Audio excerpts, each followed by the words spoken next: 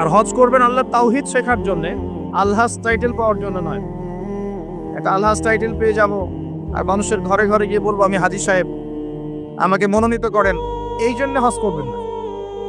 হজ করবেন আল্লাহর সন্তুষ্টির জন্য, ইব্রাহিম আলাইহিস সালামের সুন্নাহ তরিকা শেখার জন্য। ওই যে কাবা ঘর কার সুন্নতের সাথে জড়িত? ইব্রাহিম আলাইহিস সালাম। ওই যে কুরবানি করছি আমরা কার সুন্নতের সাথে জড়িত? ইব্রাহিম এবং ইসমাইল আলাইহিস সালাম আলাইহিমাস সালাম। সাফা মারওয়া সাই করছেন কার সুন্নত? তার স্ত্রী ইসমাইল এবং হাজরা আলাইহিমাস সালাম। সবকিছু দেখবেন তাদের সাথে সম্পৃক্ত। শয়তানকে পাথর মারা কার সুন্নাহ? ওই যে ইব্রাহিম আলাইহিস সালাম। ইব্রাহিমী তাওহীদের একত্ববাদের চেতনা শিখতে হয় হজে গিয়ে। এটা আইওয়াস করার নাম নয়, আলহাজ টাইটেল নেওয়ার জন্য নয়। আল্লাহ পাক বোঝার তৌফিক দান করুন। মানুষের আমলের মধ্যে যদি রিয়া থাকে, রিয়া, এই আমলগুলোকে আল্লাহ পাক ধুলো বানিয়ে উড়িয়ে দিবেন। আর রিয়া কি জিনিস? মানুষকে দেখানোর জন্য মানুষ আমল করা, মানুষ জানুক যে আমি অনেক বড় আলেম, অনেক বড় দায়ী, অনেক বড় বক্তা, অনেক মুফাসসির, অনেক বড় হাফেজ, অনেক বড় বুজুর্গ, মানুষ আমাকে এটা মনে করুক। অন্যকে দেখানোর জন্য আমল করার সাথে সাথেই আপনার আমল নষ্ট হয়ে যাবে। আর এটা এত সূক্ষ্ম যেটা সম্পর্কে নবী সাল্লাল্লাহু আলাইহি ওয়াসাল্লাম বলেছেন, অন্ধকার রাতে কালো পাথরের উপরে কালো পিঁপড়া যদি হেঁটে যায়, বোঝার চেষ্টা করেন, অন্ধকার রাতে কালো একটা পাথর, এর উপর কালো পিঁপড়া হেঁটে যাচ্ছে, বোঝা যাবে? তার শব্দ কি দেখা যাবে, শোনা যাবে? রিয়াটা এমন সূক্ষ্ম, বোঝা যায় না। যদি এটা মনের মধ্যে চলে আসে, এই দোয়াটা পড়তে পারেন, আল্লাহুম্মা ইন্নী আউযু বিকা আন উশরিকা বিকা ওয়া আনা আ'লাম ওয়া আস্তাগফিরুকা লিমা লা আ'লাম। ইনশাআল্লাহ আল্লাহ পাক মাফ করে দিবেন। অর্থ হচ্ছে, আল্লাহ, আমি তোমার সাথে জানা এবং অজানা শিরক থেকে তোমার কাছে ক্ষমা চাচ্ছি। আমি জেনে যে শিরকগুলো করেছি এ থেকেও ক্ষমা চাচ্ছি, যেটা না জেনে করেছি, এই যে গোপন শিরক রিয়া করেছি, এ থেকেও মাফ চাচ্ছি। আল্লাহ পাক ইনশাআল্লাহ মাফ করে দিবেন। এই পাঁচটা হচ্ছে ইসলামের পিলার। আর ইসলাম একমাত্র দিন যেটা আল্লাহর কাছে কবুলিয়ত পেয়েছে। অন্য কোনো দিন কি আল্লাহর কাছে গ্রহণযোগ্য? এর উত্তর কে দিবে? আল্লাহই দেখ, আল্লাহ পাকের কাছেই শোনেন। আল্লাহ পাক সূরা আলে ইমরানের মধ্যে বলেছেন, ইন্নাদ দীনা ইনদাল্লাহিল ইসলাম। ইন্নাদ দীনা ইনদাল্লাহিল ইসলাম। আল্লাহর কাছে একমাত্র গ্রহণযোগ্য দিনের নাম কি? ইসলাম। দিন মানে কি? দিন মানে কি ধর্ম? না দিন মানে একটা জীবন ব্যবস্থা? ইসলাম কি একটা শুধু ধর্মের নাম? না ইসলামে প্রত্যেকটা বিষয়ের সমাধান আছে? কোনটা? ধর্মের সমাধান ইসলামে নাই? কিভাবে আমল করতে হবে ইসলামে নাই? কিভাবে তাওহীদ পালন করতে হবে নাই? কেমন করে সুন্নত স্টাইলে জীবনযাপন করবো নাই? কেমন করে ব্যবসা করবো আছে না নাই? কেমন করে চাকরি বাকরি করবো আছে না নাই? কেমন করে সমাজ চালাবো ইসলামে আছে না নাই? কেমন করে বিশ্ব চালাবো ইসলামে আছে না নাই? কেমন করে অর্থনীতি চালাবো আছে না নাই? কি নাই ইসলামে? কি নাই ইসলামে? মিশকাতুল মাসাবিহ একটা বই আছে না হাদিসের, এই বইয়ের মধ্যে একটা অধ্যায় আছে, দেখবেন মাথার চুল আঁচড়ানোর অধ্যায়। কি অধ্যায়? মাথার চুল কিভাবে আঁচড়াতে হয় এটাও ইসলাম শিখিয়ে দিয়েছে। সুবহানাল্লাহ। অধ্যায় দেখবেন হায়েজ নিফাস অধ্যায়। হায়েজ নিফাস তো বোঝেন, হায়েজ নিফাসের মতো বিষয়ে অধ্যায় রচনা করা হয়েছে এবং এখানে হেদায়েত দেওয়া হয়েছে। অধ্যায় আছে বাথরুম যাওয়া অধ্যায়, মানে ইস্তেঞ্জা করা অধ্যায়। কিভাবে আপনি ইস্তেঞ্জা করবেন, কিভাবে পেশাব পায়খানা করবেন ইসলামে দেয়া আছে। অধ্যায় আছে খাবার খাওয়া অধ্যায়, কিভাবে আপনি খাবার খাবেন, কতটুকু খাবেন, খাওয়ার আগে কি বলবেন, পরে কি বলবেন, লেখা আছে। কি নাই? আপনার বাথরুম থেকে শুরু করে রাষ্ট্র বিশ্ব পর্যন্ত, রাষ্ট্র তো অনেক দূরের কথা, বিশ্ব পর্যন্ত ইসলাম এখানে আছে। বিশ্বে কিভাবে অন্য দেশের সাথে আমাদের মেলামেশা করতে হবে সেটাও বলা আছে। বিশ্বাস হয় না? আল্লাহ সূরা মাইদায় বলেছেন 51 নম্বর আয়াতে, ইয়া আইয়ুহাল্লাযীনা আমানু, হে মুমিনগণ, লা তাত্তাখিযুল ইয়াহুদা ওয়ান নাসারা আউলিয়া, এবং নাসারাদেরকে বন্ধু রূপে গ্রহণ করো না, আউলিয়া রূপে গ্রহণ করো না। এটা ওয়ার্ল্ড অ্যাফেয়ার্স না? বুঝেন কথা? বা'দুহুম আউলিয়া ও বা'দ, এরা একে অপরের বন্ধু। বিশ্বের মধ্যে একটা শক্তি আছে না একে অপরের বন্ধু, খ্রিস্টানদের যারা দখল করে আছেন, এদেরকে আল্লাহ পাক এদের সাথে বন্ধুত্ব করতে নিষেধ করেছেন। তাহলে কোরআনের মধ্যে ভূরাজনৈতিক বিষয় নাই? কি নাই? সব আছে। একজন মানুষ বিশ্বাস করে কোরআনের সব আছে, হাদিসের সব আছে, ইসলামের সব আছে, কিন্তু আমল করতে গিয়ে পারে না, এই ব্যক্তিকে আল্লাহ পাক মাফ করতে পারেন না? পারেন ইনশাআল্লাহ। আরেকজন ব্যক্তির বিশ্বাসই হয় না যে ইসলামে সব আছে, সে মনে করে ইসলাম এই যুগে চলে না ওই যুগে চলতো, সে মনে করে যে ইসলামের কোরআনে সবকিছু নাই, আংশিক বিষয় আছে, এগুলো আমরা ডিল করব। ভূরাজনৈতিক প্রেক্ষাপট, অর্থনীতি, সামাজিক নীতি, পলিটিক্স, এগুলো আমরা ডিল করব।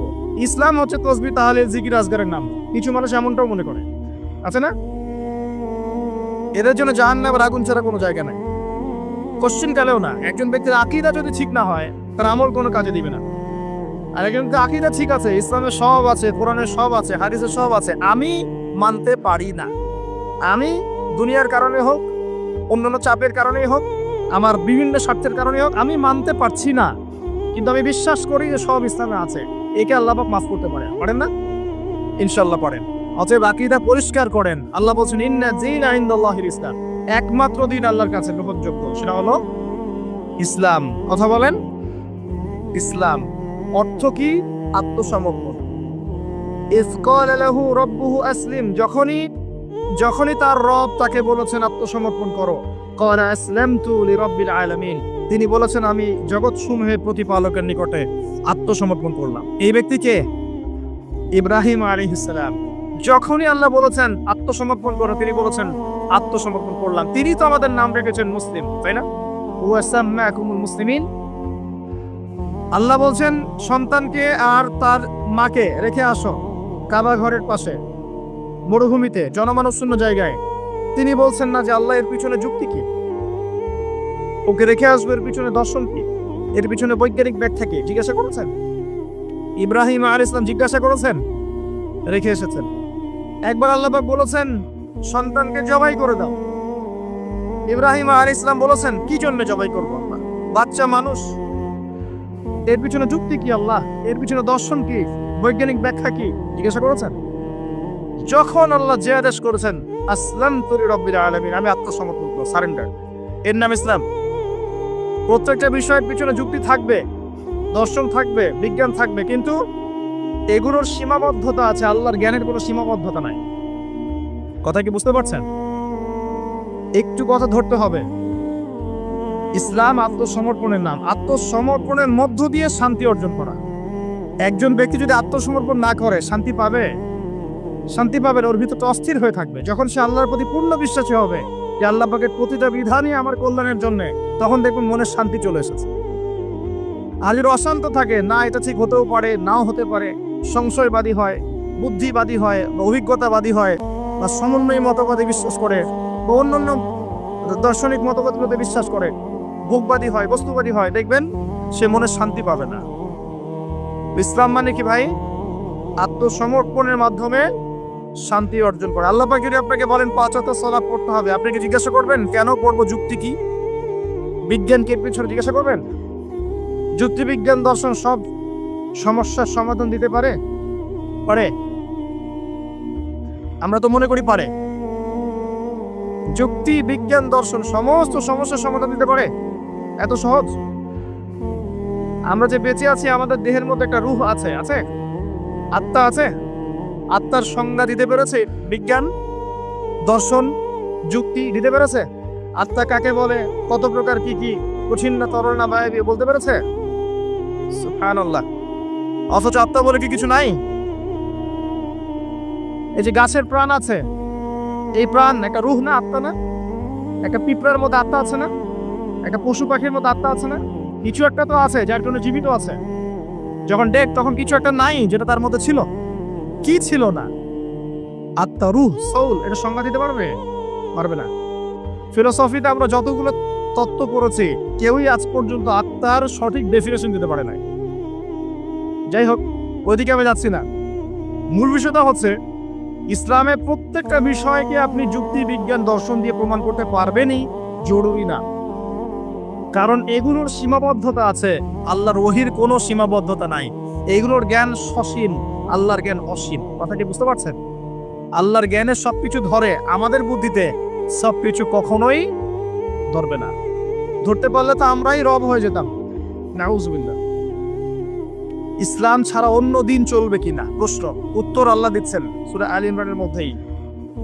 ওয়া মান ইয়াবতাগি গায়রাল ইসলামি দীনান ফালাই ইউকবালা মিন, কেউ যদি ইসলাম ছাড়া অন্য কোনো জীবন ব্যবস্থা তালাশ করে, ফালাই ইউকবালা মিন, আরবি যারা জানে টুকটাক ব্যাকরণ তারাও জানে, লাই ইউকবালা কোশ্চিন কালেও কবুল করা হবে না, কখনো হবে এমন না, ফালাই ইউকবালা কোশ্চিন কালেও কবুল করা হবে না, ফুল স্টপ।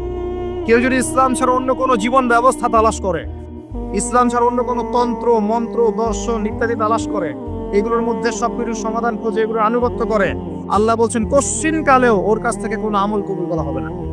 ওয়া হুয়া ফিল আখিরাতি মিনাল খাসিরিন, এবং পরকালে সে ব্যক্তি খাসিরিন ক্ষতিগ্রস্তদের অন্তর্ভুক্ত হবে ইনশাআল্লাহ তাআলা। বেস কি ইসলামের ভিত্তি কি? কোরআন এবং হাদিস।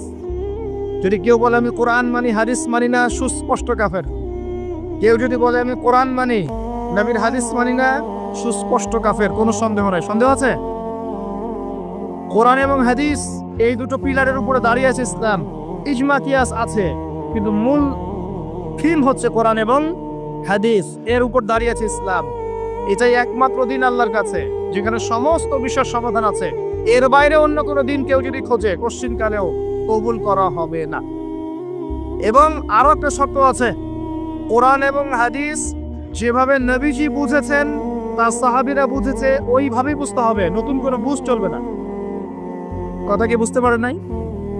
কোরআন এবং হাদিসের কিছু ব্যাখ্যা আছে না, এই ব্যাখ্যাগুলো নিজে মন গড়া করব না নবীর ব্যাখ্যা নিব? একটা আয়াত আছে কোরআনের মধ্যে, তোমরা সেহরি করো, পানাহার করো, যতক্ষণ না সাদা সুতা কালো সুতা থেকে আলাদা করা যায়। এখন কি আপনি রাতের বেলা সুতা নিয়ে বসে থাকবেন আর খাওয়া দাওয়া করবেন? কি করবেন? সাদা সুতা কালো সুতা পার্থক্য না করা পর্যন্ত কি খাওয়া দাওয়া করবেন? কি বুঝিয়েছেন আল্লাহ এখানে? এই ব্যাখ্যাটা কে দিবে? আমি দিব না নবী দিবেন? একজন সাহাবী সুতা নিয়ে বসে আছেন, খাওয়া দাওয়া করছেন, এদিকে সুবহে সাদিক পার হয়ে গেছে। নবীজি পরে ডেকে বুঝালেন আসলে এর ব্যাখ্যা এটা নয়। এখানে আল্লাহ পাক রাতের অন্ধকার আর সুবহে সাদিক বুঝিয়েছেন, সাদা সুতা কালো সুতা। কে ব্যাখ্যা করলেন? নিজে স্বয়ং নবী সাল্লাল্লাহু আলাইহি ওয়াসাল্লাম। আরবি জানার পরেও, আরবি জাতীয়তাবাদে থাকার পরেও, আরবি ভাষা বোঝার পরেও সাহাবী ব্যাখ্যা করতে পারলেন না। আর এত সহজ আপনি অনুবাদ করে ইসলামের ব্যাখ্যা করে, অনুবাদ করে তাফসীর পড়ে কোরআন হাদিস নতুন নতুন মন করা ব্যাখ্যা করা শুরু করলেন। কোরআন এবং হাদিসের ওই ব্যাখ্যাই নিতে হবে যে ব্যাখ্যা সাহাবী করেছেন অথবা নবী সাল্লাল্লাহু আলাইহি ওয়াসাল্লাম করেছেন, প্রমাণিত। তাদের থেকে আসতে হবে।